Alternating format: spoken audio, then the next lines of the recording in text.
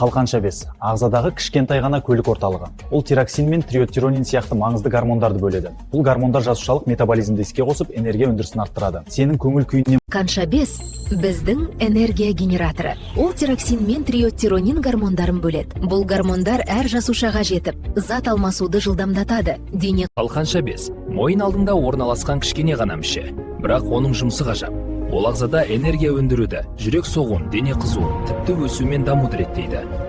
Тиреоид гормондары денеңіздің жасырын дирижері. Олар зат алмасуды жеделдетіп не баяулатады, жүрек соғысын реттейді, жүйке жүйесін қолдайды.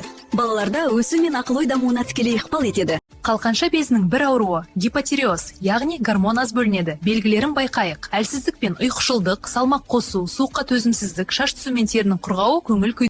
Гипертиреоз қалқанша безі гормонды шамадан тыс бөлген кезде болады. Белгілері: жүрек қағуы, салмақтың тез азаюы, тершеңдік, ашушаңдық және қолдың дірілі. Қалқанша без үлкейіп кетсе, зоб пайда болады. Көбіне йод жетіспегенде осылайша өседі, ал кейде ағза өз безіне қарсы шығады. Хашимото тиреоидиті безді баяулатады, ал Базедов ауруы керісінше тым белсенді